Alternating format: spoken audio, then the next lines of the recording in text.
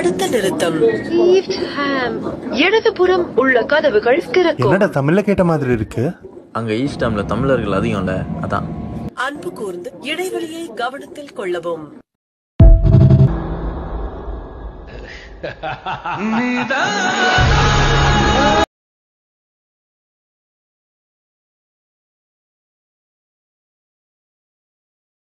சாமந்தி போல டீயா என்னோட முதல் ரியாக்ஷன் இப்படி தான் இருந்துச்சு. நான் மசாலா சாய் குடிச்சிருக்கேன், லெமன் டீ குடிச்சிருக்கேன், இவ்வளவே செம்பருத்தியில் செஞ்ச செம்பருத்தி டீ கூட குடிச்சிருக்கேன். அம்மா ஊர்லலாம் சாமந்தி பூ தலையில் வச்சு பார்த்துருக்கேன், சாமிக்கு போட்டு பார்த்துருக்கேன். ஆனால் சிங்கப்பூர் மலேசியாலலாம் இதில் டீ பண்ணி குடிக்கிறாங்க. அது முதல்ல கேட்கும் போதே எனக்கு ஒரு வித்தியாசமாக இருந்தது. இதெல்லாம் ஸ்டோர்லேயே விற்கிறாங்க. இதில் நிறைய பெனிஃபிட்ஸ் இருக்குன்னு சொல்கிறாங்க. வெறும் காஞ்ச சாமந்தி பூவை நீங்கள் சர்க்கரையோட சேர்த்து கொதிக்க வச்சு குடிச்சா சாமந்தி பூ டீ ரெடி. இது கோல்டாகவும் குடிக்கலாம், ஹாட்டாகவும் குடிக்கலாம். ஆனால் இப்போலாம் இது டேரெக்டாகவே விற்கிறாங்க ஸ்டோர்ஸில். இதை மலேசியாவில் தான் முதல்ல ட்ரை பண்ணேன். எங்கள் ரிலேட்டிவ் வீட்டில், அவங்க வீட்டில் முதல்ல குடிக்கிறதுக்கு எதுனா தாங்கன்னா இதுதான் தந்தாங்க. முதல்ல எனக்கு ரியாக்ஷனே வேற மாதிரி இருந்தது. என்னது சாமந்தி பூல டீயான்னு. சரி குடிச்சு தான் பார்ப்பேன்னு டேஸ்ட் பண்ணேன். முதல்ல என் ரியாக்ஷன் கொஞ்சம் ஒரு மாதிரி தான் இருந்தது. ஃபுல்லாகவே சாமந்தி பூ டேஸ்ட் தான். பட் போக போக பழகிடுச்சு. நீங்களும் ட்ரை பண்ணீங்கன்னா கமெண்ட் பண்ணுங்க. என்ன அது ஒரு பேக்கோட விலை 2 லட்சம் ரூபாய். நம்ம கண்ட காட்சி உண்மைதானா? இதே மாதிரி தான் என்னோட ரியாக்ஷனும் இருந்துச்சு. இதை பார்க்கும்போது என்னோட ஃப்ரெண்ட்ஸ் எல்லாம் பர்ச்சேஸ் பண்ண போயிருந்தாங்க. சரி நானும் கூட போய் அப்படி என்னதான் இருக்கு இந்த லக்ஸரி பிராண்ட்ஸில் போய் பார்த்தா ஒரு பேக்கோட விலை 2 லட்சம் ரூபாய். அதுவும் டிஸ்கவுண்ட் போய் 1,25,000 ரூபாய். நான் அப்படியே ஷாக் ஆயிட்டேன். இவ்வளவு விலை கொடுத்து யாராச்சும் வாங்குவான்னு கேட்டிங்கன்னா இதை வாங்குறதுக்குன்னு சில பேர் இருக்காங்க. அவங்க லக்ஸரி பிராண்ட்ஸ் தான். பணத்தை செலவு பண்ணுறதுக்கு இந்த இடத்த ஃபுல்லாக கட்டி வச்சு ஒரு பேகு 1 லட்சம் 2 லட்சம் முடியவே இல்லை.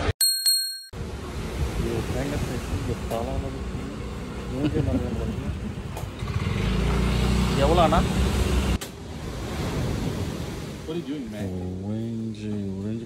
கருவேப்பிலைக்கு செலவு பண்ணி காசு அதிகமாக வேஸ்ட் ஆகுதா? அதுக்கு ஒரு ட்ரிக் இருக்கு. ஃபாரின்ல 100 ரூபாய்க்கு, அதாவது 1 பவுண்டுக்கு ஒரு ஸ்ட்ரிங் தான் தருவாங்க. அதுவும் ஏஷியன் கடையில மட்டும்தான் இந்த மாதிரி கொத்தா தருவாங்க. இதுவே ஐ திங்க் 150 ரூபாய் நினைக்கிறேன், இல்லை 200 ரூபாய் இருக்கும். இங்கே என்ன போகிறது மைக்ரோவேவ்ல. அது பண்ணணும்னா கிச்சன் டவல் கன்ஃபார்மாக இருக்கணும். பட் இந்த மாதிரி கொஞ்சம் கொஞ்சமாக வச்சு பார்த்தீங்கன்னா இந்த இலெல்லாம் பாருங்க. இது கருவேப்பிலையா இல்லை வேப்பிலையா? அவ்வளோ பெருசாக இருக்குது. இப்போ மைக்ரோவேவில் வச்சுக்கணும். இது மீடியமில் ரொம்ப நல்லா வைக்கக்கூடாது. ஒரு 20 செகண்ட் 30 செகண்ட்ஸ் வச்சு எடுத்துடணும். ஃபஸ்ட்டு நான் முடிஞ்சு நல்லா இருக்கும். கருவேப்பிலை வாசம் வந்துச்சு. கொஞ்சம் இதுவாக இருக்குது, டீஹைட்ரேட் ஆகிருக்கு. 2 வாட்டி வச்சு அதே மாதிரி ஸ்லோலையே ஒரு 30 செகண்ட்ஸ் வைக்கிறேன். மொத்தமாக காஞ்ச பிறகு நம்ம இதில் போட்டு வச்சுட்டு அந்த பாக்ஸில் நீங்கள் ஒரு வாட்டி வாங்கினதே 3 6 மாதம் வரைக்கும் யூஸ் பண்ணலாம். ஃப்ளேவர்லாம் அதே மாதிரி தான் இருக்கும், எந்த மாற்றமும் இருக்காது. இன்னைக்கு என்ன கிழமை? இன்னைக்கு சண்டேடா. டேய் நான் மலேசியால கேக்குறேன், இன்னைக்கு என்ன கிழமை? இந்தியாலே தெரியாது, இதுல மலேசியாலயா? அந்த 90s பண்ணுவாங்கல்ல, அது என்ன துர்காஷ்டமியா? அது துர்காஷ்டமி இல்ல, விஜயலட்சுமி. அது யார் விஜயலட்சுமி? விஜயலட்சுமி பார்க்கணுமா? வா இந்தியாக்கு போலாம்.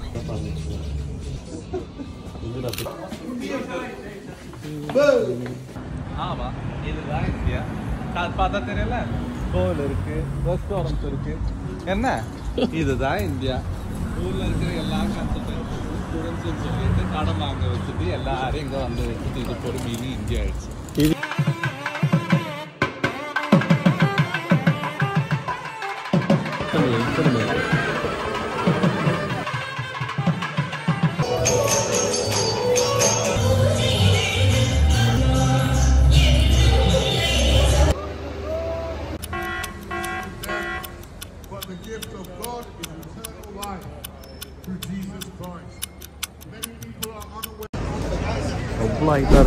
ஹலோங்க, லண்டன் ஐ பார்க்க போகலாமா? இன்றைக்கி வேறு வெதர் ரொம்ப நல்லாயிருக்கு. எப்பவும் போல் லண்டன் ஃபேமஸ் டபுள் டக்கர் பஸ்ஸில் முதல் சீட்டில் போய் உட்காந்தாச்சு.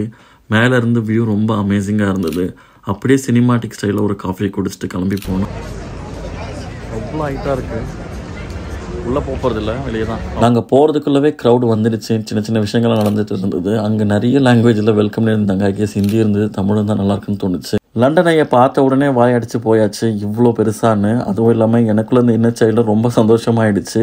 நாங்கள் அன்றைக்கி ரைட் எடுக்கலை, வெறும் சும்மா சுற்றி பார்க்க தான் போயிருந்தோம். அதுவும் இல்லாமல் அங்கேயே டிக்கெட் சோல்வ் பண்ணுறாங்க, நீங்கள் வேணாலும் வாங்கிக்கலாம். நான் ஸ்ட்ராங்லி ரெக்கமெண்ட் பண்ணுறது ப்ரீ புக் பண்ணிங்க. அதுவும் காம்போவில் கம்பேரிட்டிவ்லி சீப்பர் ப்ரைஸாக இருக்கும். 2-3 விஷயங்கள் சேர்த்து தருவாங்க. அங்கே லேஸ் பொட்டேட்டோஸை வச்சு ஒரு லண்டன் ஐ மாதிரி பண்ணியிருந்தாங்க. அது ஃபன்னியாக இருந்தது. அப்படியே திருப்பினா அங்கே ஒரு பெரிய நாய் இருந்தது. எல்லாருமே பார்த்தது பயந்துட்டாங்க.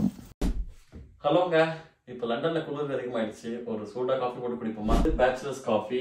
அது எப்படி போடணும்னா, முதல்ல கப் எடுத்துக்கணும். டேரெக்டாக பாலை கப்பில் ஊற்றணும். என்னடா அடுப்பில் வைக்கிறதுக்கு கப்பில் டேரெக்டாக ஊற்றலான்னு பார்க்குறீங்க. நான் அடுப்பில் வைக்க போதில்லை. அடுப்பில் வச்சா பாத்திரத்தை கழுவணும், அப்புறம் ஒரு கிளாஸ் எடுக்கணும், ஊற்றணும். அதுக்கு பதிலாக தான் மைக்ரோவேவில் வைக்கணும். மைக்ரோவேவில் வைக்கிறது ஒரு கலை. முதல்ல வச்சுட்டு ஹையில் 1 minute வைக்கணும். இப்போ வெயிட் பண்ணணும். திருப்பியும் ஹையில் வச்சு ஒரு 50 இல்லைன்னா 40 செகண்ட் வைக்கணும். பால் நல்லா சூடாகிடுச்சு.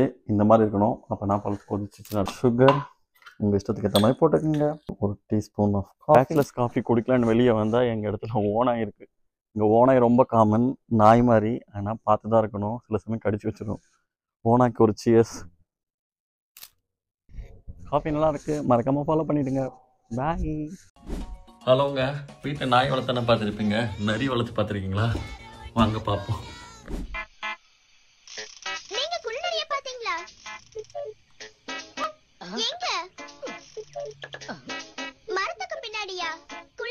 யூகேல அதுவும் லண்டனில் இந்த குளநரிலாம் ரொம்ப சாதாரணமாக சுற்றிட்டு இருக்கும். நம்ம ஊரில் எப்படி இந்த ஸ்ட்ரீட் டாக்ஸ்லாம் இருக்கிற மாதிரி சில சமயங்களில் உங்கள் வீட்டு தோட்டத்தில் தான் இது குட்டியே போட்டுட்ருக்கும்.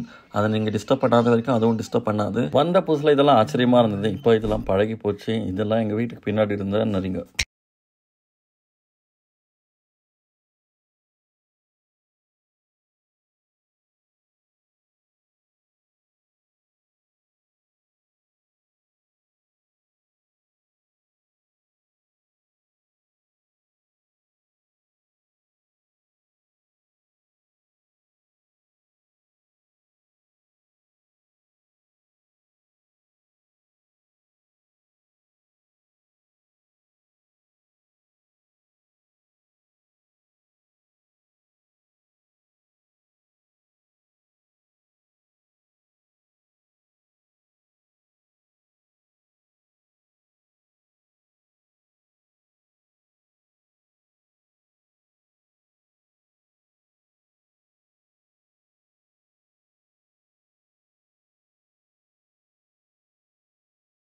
ஹாய்ங்க, இப்போ நான் லண்டனில் இருக்க பிக்கடலி சர்க்கஸில் இருக்கேன். இது ரொம்ப ஃபேமஸான இடம். அந்த பின்னாடி தெரிகிற ஸ்டாச்சு ரொம்ப ஃபேமஸ். இங்கே நியூயார்க்கில் இருக்கிற டைம்ஸ் ஸ்கொயரில் இருக்க பில் போர்ட்ஸ் மாதிரி இங்கே இருக்க இந்த டிஜிட்டல் பில் போர்ட் ரொம்ப ஃபேமஸ். அதாவது இங்கே வர எல்லா டூரிஸ்ட்டுமே இங்கே ஃபோட்டோ எடுக்காமல் போகவே மாட்டாங்க. அதுவும் இல்லாமல் ஈவினிங்கில் பார்த்தீங்கன்னா இங்கே பாட்டு பாடுறது, எஸ்பெஷலி இந்தியன் சாங்ஸ் எல்லாம் ரொம்ப ஃபேமஸாக போயிட்டுருக்கோம்.